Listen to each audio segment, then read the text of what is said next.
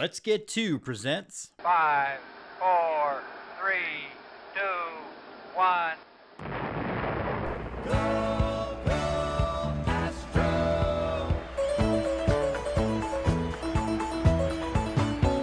Here come the Astros, burning with desire. Here come the Astros, breathing orange fire. Here come the Astros, with winning on their mind.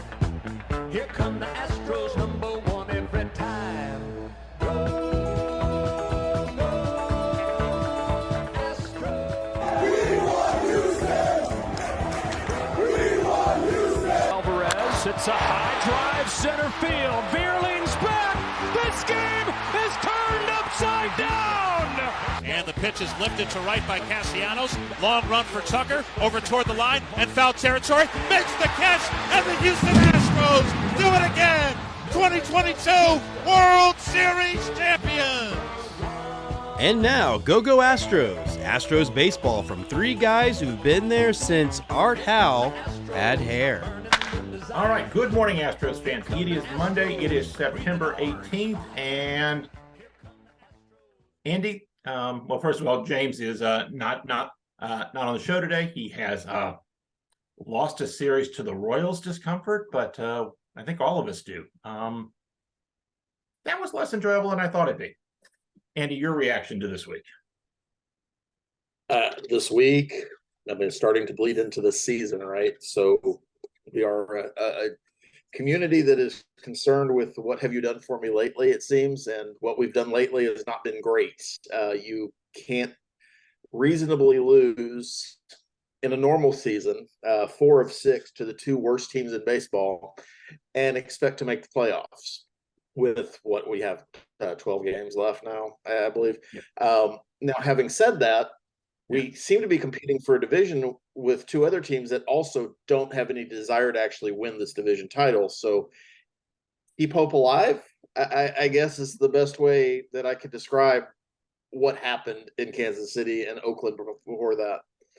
Yeah, I make the point frequently that what the Astros have to do is to outplay the Rangers and the Mariners, and to a lesser extent the Blue Jays. And they were okay from that standpoint this week.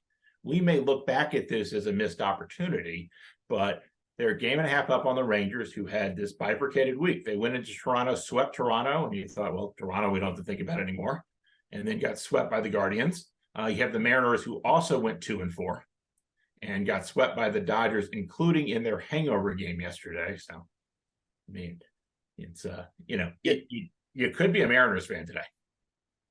Yeah, it's just it's a weird season. There's certainly the thought that we have missed an opportunity because should we have played to our potential, and it's a lot of it's just baseball, but we are so maddeningly inconsistent. One day we can hit, one day we can't. One day we can pitch, one day we can't. If you told me we were going to score 8 runs, I wouldn't have picked the Reagan start against Kansas City. But that's just the game we scored 8 runs against Greinke and the bullpen. What did we have? 3 hits, 4 hits? It wasn't a great showing. And I don't know what to expect tonight. We're playing the Orioles at home. We played well against the Orioles in Baltimore a month ago, but we're playing at home where we don't play great at all. But it's a team that's in the playoffs, so maybe we take this more seriously. I don't think there's an Astros fan who can tell you what's going to happen over the next 12 games. And for some people, that's very exciting. That's baseball. But it'd be very exciting if we were all winning too much. That's not the case right now. Last September was very boring. Yeah, I'd settle for that right now. We were striving to find topics to talk about on this show other than let's just wait for October when it gets exciting. And stay healthy. I hope we stay healthy. Yeah, got a whole list of topics here because it kind of matters, and that is, it'll certainly be more memorable last 2 weeks of the season than it was last year. I'll feel a little bit more sympathetic if a player punches a locker and breaks his finger, though just a tiny bit. Only slightly. But it's a very sort of different feel. But again, because the rest of the division is also, frankly, the rest of the American League is pretty, is just as similarly inconsistent. I'm sure on Go Rangers today, they're talking about why couldn't we keep doing what we did in Toronto? And on Go Mariners, they're drinking cyanide. It's none of the teams are really happy right now. I guess the Blue Jays are because they swept at the end of the weekend, but then they lost 3 to a direct competitor that would win one of those games, they'd be in so much better shape. Such is life, such is baseball, and it is. In some way, my sort of thought is this should make us appreciate the years we didn't have to do this. And it's hard to have teams that good. We talk a lot about, unfortunately, we talk a lot about the Astros fan base that resides on parts and corners of Twitter. I think it just becomes, there's a point where we've gotten so spoiled by success over the last 7 years that we don't know how to react when the team doesn't perform to our expectations. And so there's a lot of frustration amongst the fan base that has nothing to do with the Astros outside of the result of the game, as much as it is that we expect that we should, and we should beat the Oakland A's more. We should not lose a series to Oakland A's in September when they're losing 100 games. We should not be losing a series to the Royals on the road where we ostensibly play better in September. And there's just this idea of missed opportunities. If we had taken care of business just this weekend, we'd be 3.5 up in the division, and everybody would feel a lot better about these next 12 games. As it is, we have squandered the scheduling advantage that we had because our schedule gets a little bit tougher now. We have 3 against the Orioles at home. We do get 3 more against the Royals at home, which hopefully we've learned some lessons. But then we have to play the Mariners, and then we close up with a series against the D-backs who are fighting for their playoff lives. It would feel a lot less frustrating if it felt there was some end goal outside of just survival. And I know we're going to talk a lot about this in the coming weeks, about just making the playoffs is going to be important this year. But it feels like we're setting up whoever comes out of the American League through the 3 playoff rounds to just get destroyed by either the Braves or the Dodgers. Because those are 2 teams that are actually playing well in September. They may be the only 2 teams that are playing well in September right now. Yeah. Of course, I'll talk about this when we get to the playoffs. The playoffs are a crapshoot. Variance swamps everything. But exactly. That's for 2 weeks from now, because you still can't predict. You can't predict baseball as much as you try. All right, let's talk about the pitching staff. Do you want to do the positive story first or the negative story first? Oh, let's get the positive story out of the way. I mentioned that'll be shorter. So Framber was excellent yesterday. 7 innings, 1 run. And he has, I don't think he's been the sort of the Cy Young candidate Framber that we saw in the first 3 months of the season, but I have confidence of him starting game 1 of the playoffs, Framber, over the last few starts. Do you agree? Well, I think Framber is our one bright spot in the rotation right now. If you're talking about from a consistency standpoint, and again, knowing what you get to expect from somebody who is going to take the mound every 5 or 6 days, because we're not getting that right now with Justin Verlander. We're not getting that with JP France. Although it's unfair to pick on France because he's in kind of uncharted territory at this point. But it says a lot about we have a right to expect. Right, but it says a lot about the Astros season that I'm kind of penciling him in as my number 3 starter right now. And it's just the pitching. If you're going to look at a reason that the Astros are sitting at 84 wins right now, or 83 wins, whatever we are, it has been the inconsistency and the injury and the just lack of performance by our starting pitching more than anything else. Framber has had a rough patch. He seems to have gotten out of that. Javier has a good start and then he'll have a bad start and have a mediocre start and then a bad start. We were both I think we were all expecting Javier to take a step this year. We were hoping that Hunter Brown was going to pitch better than he has. When we acquired Verlander, a lot of us were cautioning the very giddy fan base at that point that this is not Justin Verlander from last year or 2021 or 2019. This is less than. Still effective in spots, but not somebody that you would automatically pencil in as your number 1 ace. And you're seeing that through some of the starts he's had with us. And then you talk about the injuries to McCullers and Garcia and Urquidy for a bit. And it's if you're going to pin our record and our standing right now on one thing, and it's not just one thing, it's the starting pitching and the lack of performance that came from that group. Yeah, the offense was really poor in the first 2 months of the season, but they've made a big turnaround, which is really good because it's at the time when the starting pitching started to decline. But let's say nice things about Framber before we talk about some of the others here. In his last 5 starts, Framber has a 1.59 ERA, 30 strikeouts and 11 walks in 34 innings. So he's throwing a lot of innings. He's getting a healthy number of strikeouts. Opponent's OPS of 520. So hey, that's one guy who's answering the call. Another guy who's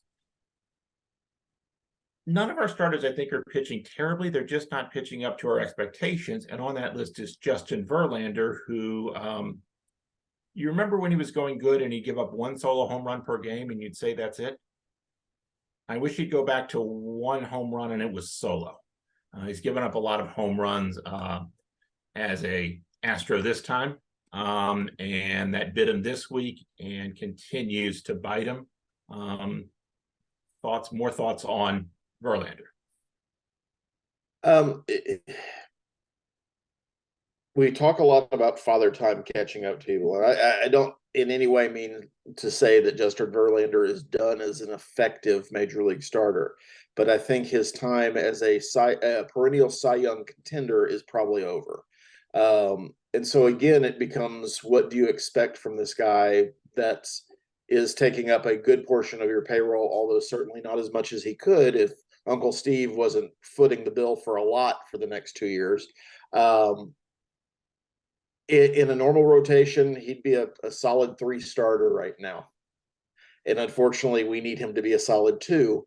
And there's a gap there. I think that he has the ability to bear down, but I also think that his fastball is not what it used to be. It doesn't get the same ride on it. It's not fooling guys the same way it was.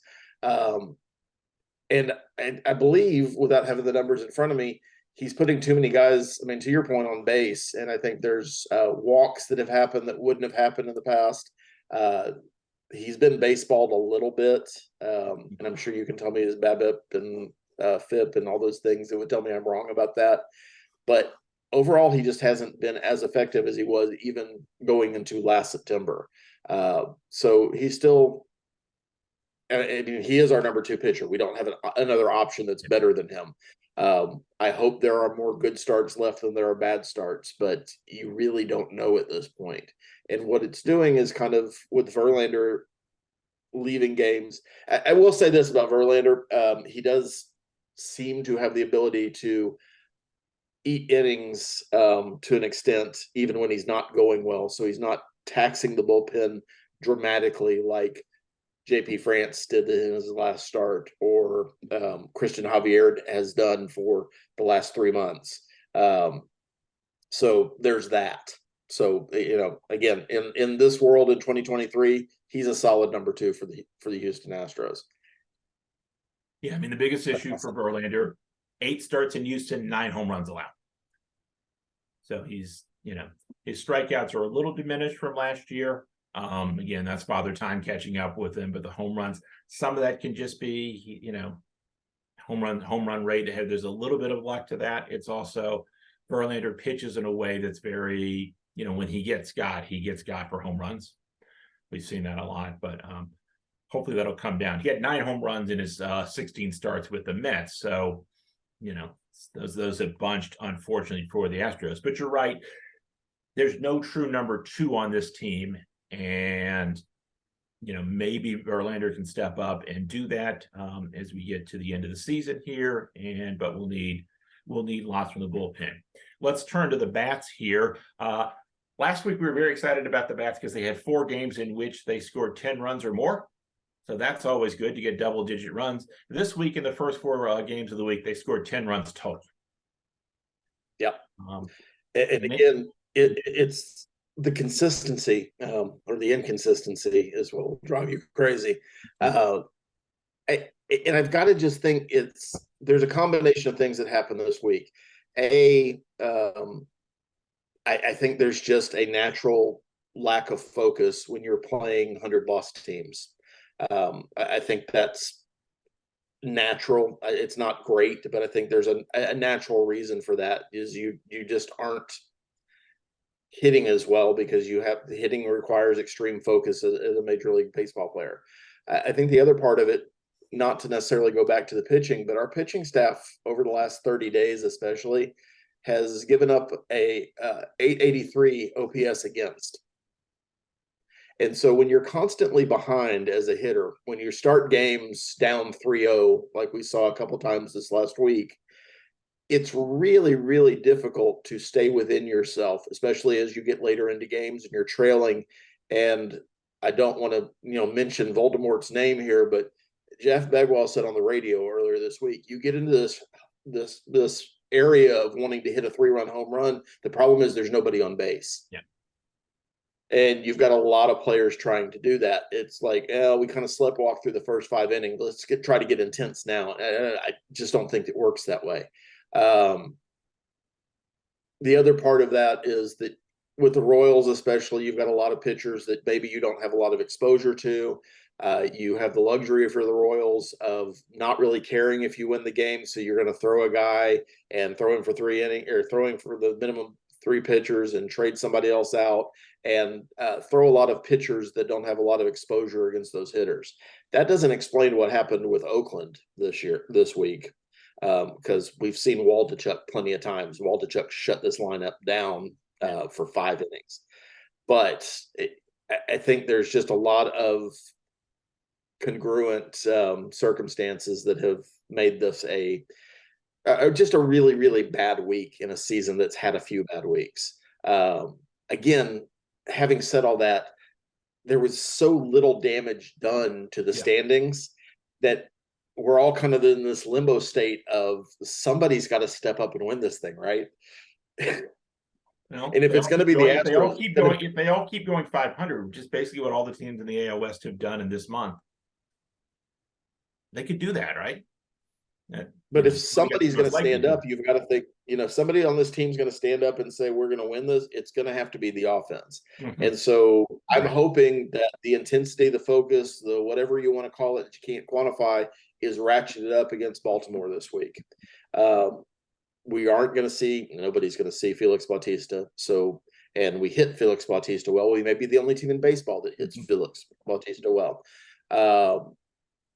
But they've, filled that hole pretty effectively and have fought off to this point the Rays to maintain that lead, although that's gotten a lot tighter too. So we'll have fans this week in Tampa Bay for maybe the first time in a while to see if we can put a little dent in Baltimore's reign so far. But I'm hoping for a good series, and I'm hoping for a team that shows up and a team that dials in a little bit harder at the beginning of the game instead of trying to play catch up. But it's, a team game. Pitching's got to support that as well. Yeah. And for me, it's always hard to get into the mentality because A, we don't really know what that is. And we don't really know what's in the clubhouse. And B, baseball is a funny game, right? Because I'm going to be really intense today and I'm really going to do this. And I'm going to, the expression is you squeeze your bat into sawdust. That's not always the best strategy. From a mental preparation standpoint. And so I don't know what to tell them about sort of mental stuff, but I'll say this: one, it's a veteran team, but lots of guys who've been in lots of situations before. So I'm not really worried about that. 2, it's a veteran manager who has been in lots of situations before. And they're all, particularly Baker, the manager, and Jose Altuve, their best player, are always going to project calm because, I've seen Altuve do that for a decade, and I've seen Dusty Baker do that for 3 decades. And so I assume that's good because that's just who Jose Altuve is. And if I ever see Jose Altuve throwing a bat, I'm going to get really worried because I know that's not him.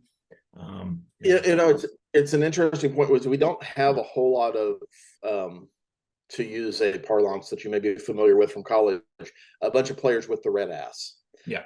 There is not. I'm trying to think. I mean, I have no idea if Jordan Alvarez even knows he's playing baseball based on his facial expressions. Mm-hmm. He could be ordering ceviche. I don't know what's going through his head. I'm trying to think of the last guy who was really expressive. Maybe Josh Reddick. Yeah, that's the name that came to mind. And again, he hasn't been on the team in 3 years. Right. So you have a team that is very professional. Yeah. Stoic is probably not the right word, but they don't let themselves get too high or too low. Yeah. I wish our fan base could take a cue from them sometimes. Remember they were down in the World Series last year and they came out and pitched a no-hitter? Right. Yeah, they weren't worried. They had a team meeting about being more intensity called by Michael Brantley, right? But I don't think it was that big. I mean, it may have been hitters only, if I remember correctly. And so, did we determine that if our Michael Brantley meetings more effective than Martin Maldonado meetings? Because I feel like we're due another meeting maybe this week. I think Yiner should be in the lineup more, so maybe Yiner should call the meeting. Maybe the There you rookie go. should call the Maybe meeting. if you Yiner, call a Hunter meeting, Brown, yeah. JP France, they can call the meeting and go I know you guys have been there before and done this, but take it from me, who's never done this before. We got to step up here. That's one thought. I'm hoping for the Gray Kessinger meeting is the one I want to attend. I believe that is an Ole Miss frat party. That's why I want to go. The hottie toddy serving hottie toddies. Particular batter who's been slumping is Kyle Tucker. He got an off day yesterday, which sort of also fits into the Dusty's not changing the way he's managing the team, even as we get down into the last few days. Variant swamps everything. Tucker's replacement in the lineup yesterday, Jake Myers, home run and triple. So that move worked out. Thoughts on Tucker? What's wrong with him? He's just going through it. I mean, I made the mistake of turning on social media yesterday prior to the game when the lineup was announced, because that's usually how I find out what the lineup is. Mm-hmm. And then I immediately turned it off when I saw people complaining about Kyle Tucker having the day off because Dusty, again, is not taking baseball seriously or something, whatever the line was. If there was a guy in the lineup that needed a day off, it was Kyle Tucker. And it's not because he's old. It's not because he's not healthy. It's because for the last 15 days, he's batting 190 and getting on base less than 32% of the time. He has a 695 OPS and has done virtually nothing at the plate. And players do need time away, brief time away, to kind of get right sometimes. Sometimes they're grinding, to your point. Sometimes they're squeezing the life out of their bat handle. And if there is a player that kind of shows visual frustration when things don't go well at the plate, at least briefly, it's Kyle Tucker. He's a guy that you'll get a facial expression from some of the time. He's a guy that you get the bat slam when he pops out, which I was deeply enjoying as a moment of comedy. Yeah, it's minimal, but he does it. And he's, if I look 30 days back, it's not much better. So he's been about a month where things have not been going well for him at the plate. So yesterday was him getting a day off just to kind of hopefully get his mind right for these last 12 games. You're going to need Kyle Tucker. And the great thing about Kyle Tucker is that as cold as he can get just as hot, just as quickly. Hopefully, I would think in a normal season, you'd want to come home and sleep in your own bed and do the things that you do and win games at home. That has not been the Astros this year. So again, I don't know what we're going to get for these next 6 games. I honestly think we'll play better against the Orioles than we'll play against the Royals for a number of reasons. Having said that, I will be completely wrong. We'll get swept by the Orioles, and so will the Rangers, and Mariners will beat each other up, and all the bad things will happen, but somehow we'll beat the Royals 2 out of 3 games. That seems to be how the season's going. Yeah. But with Kyle Tucker, and there's a couple of Jose Altuve was kind of struggling before Saturday's game. Mm-hmm. it's just a long season, and you go through periods during that season where everything's going well, and you go through periods during the season where things don't go well. And there's no real explanation for it when it's not an injury, other than you're just kind of going through it. And the only way to get out of it is to get out of it. I wish there was some magic thing. If there was, baseball players would, all of us could be baseball players. Could we just figure it out, right? I think Tucker is a concern right now. He's not hitting, but he's a guy that his approach is good, and I think he can turn that around fairly quickly. I think a day of rest for him yesterday was 100% needed. It was good that they won without him. That takes a little bit of the pressure off. And hopefully he got a good night's sleep, got on the plane early, got his favorite seat, and was home in time to watch, the last episode of Winning Time, which was canceled, which really irritated me. But he's ready to play today. Yeah, I'll just say this about the cancellation of Winning Time. Apparently made Celtics fans feel good because it ended on a Celtics win. And for that, it was an odd choice. Yeah, for that, hard to forgive it. But anyway, that's not the pour one out for Winning Time. Yeah, the thing too with when your best players slump is, you know what you do about it? Not much. You may give them a day off every once in a while for a mental health day, but that put them in the lineup because, hey, Kyle Tucker slumped before and he's come back through. Jordan had that big homerless streak for a while, and you know what? You just put him in the lineup and come back through. This happens, and frankly, they had periods like this last season. And we don't remember it in the rear view. We frankly talked about it a lot there. They got swept by the A's in Oakland. They had the series. They came out of the All-Star break last year, won the doubleheader against the Yankees, went to Seattle and swept them. And we're like, hey, they're going to cruise to everything. And then went and got swept in Oakland because, baseball is baseball, even for a 106-win team. And everyone said if they get swept by Oakland, they can't do anything in the playoffs. So, that was not good analysis then. And just because they lost 2 series this week is not good analysis on what they're going to do in October, because if they get on a hot streak, that's the time to do it. They've got, this homestand coming up against, again, the best team in the American League and the worst. And as you say, there's no good reason to have a solid prediction of, they're clearly going to beat up on the Royals and struggle with the O's, because they could be the exact opposite. That's what we've seen so far this year. And, I don't have, what should their mental attitude be? I don't know. I'm not a baseball player. I'm not in a clubhouse. And it's hard for us on the outside to see that, to know what to do about that, other than I would just like them to win because it feels better. And boy, yesterday felt a lot better because they were out ahead throughout all the game. And I felt a lot more relaxed than watching them try to come back on Friday and Saturday. But they would like to score in the first inning too, right? It's not like they're not trying. So I don't know what to tell them. Yeah. So again, fans is, hey, relax. It's not that bad. But, not sure I felt that way Friday or Saturday night. Yeah, I mean, I think all of us would love to have, 3 games against the Orioles where we never trail and they're not close and there's not a lot of tension or pressure. That's not likely. Could happen. But it's just as likely. It did against the Rangers, so, Yeah, and it's just as likely that we, play much better against the Royals after that. It's one of the 2 teams that are chasing us, the Royals or Rangers, are going to eliminate themselves in the next 10 days because they play each other 7 of the, of their last 12 or 13. I think they both have 13. They play each other 7 times. One of those teams is going to take care of the other one way or the other. The Astros just need to win, and it doesn't really matter how they do it. If we trail and come back and win, that's great. If we lead from the get-go, that's great. I don't know that they can legitimately afford another 2 and 4 week. Now, I say that expecting one of the Rangers and Mariners to start winning games even a little bit. They haven't at all. As bad as the Astros have played, the Rangers and Mariners have played a little bit worse.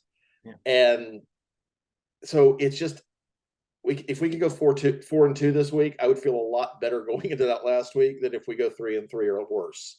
But I wasn't sitting here expecting us to go 2-4 against the A's and the Royals this week either. So, baseball is a never ending mystery. And we'll just kind of see what we get starting tonight.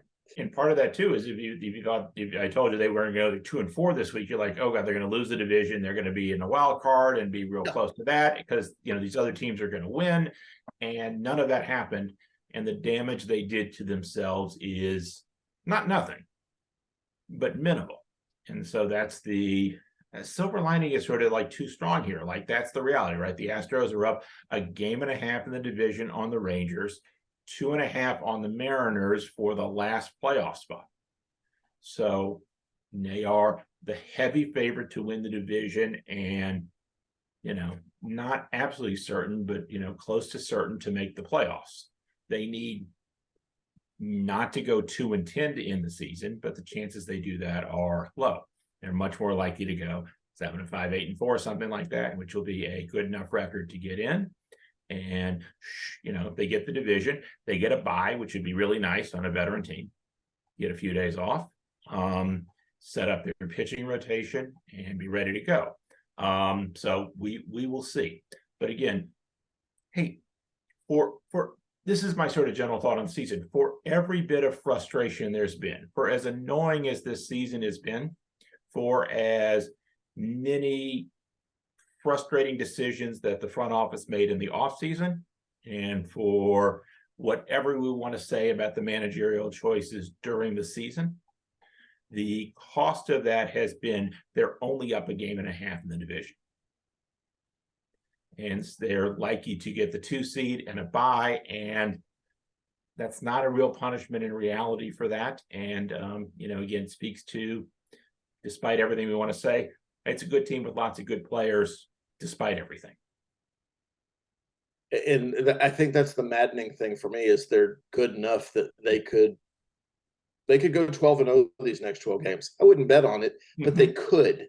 Yeah. They could absolutely catch on fire. They could just start playing solid baseball in all 3 aspects. They've never had a streak like that. They've never had a streak like that this season. And I spent 140 some odd games thinking they're due for that. There's not much time left, but maybe they're due for that. Yeah, I mean, that's the other part of it. You don't want to have another 2-4 week because it's an opportunity squandered and you are running out of time. To your point, the Mariners and Rangers are running out of time too. They have to do something. And like I said, they played each other 7 times in the last 13 days. So one of those teams is going to take care of the other one. The Astros need to take care of their own business. That needs to start tonight in Baltimore. Having said that, losing tonight doesn't end your season. It doesn't lose the lead in the division. So just play baseball. Enjoy baseball. If you're a fan, enjoy getting to watch baseball because you may have only 12 more games to watch. You may have a lot more than that, and we all hope that we do. But the void is creeping up on us sooner rather than later. So enjoy a little low-pressure regular season baseball. So Andy reminds us all of our impending demise. And so, between that and anxiety-ridden baseball, hey, should be a good week, right? I mean, if you have bourbon or perhaps a scotch, a nice scotch is good for a baseball game. Absolutely. And, it is, or take up yoga and needlepoint for the off season because, that would greatly reduce your stress from this season, which, whatever you need to do to adjudicate medicinally, please do. You never know what's in my cup here. So on that note, I'm not sure it's a happy note, a sad note, an anxiety reducing note. That is it for Go Astros this week here. Andy, final thoughts. I'm hoping for a good turnout against Baltimore. I'm going to attend, I think, the Wednesday business fan special. So if we lose on Wednesday, you'll know who to blame. The Go Astros. Yeah. Hey, 2 weeks left of the season, and despite everything, they're ahead of the division. Go Astros.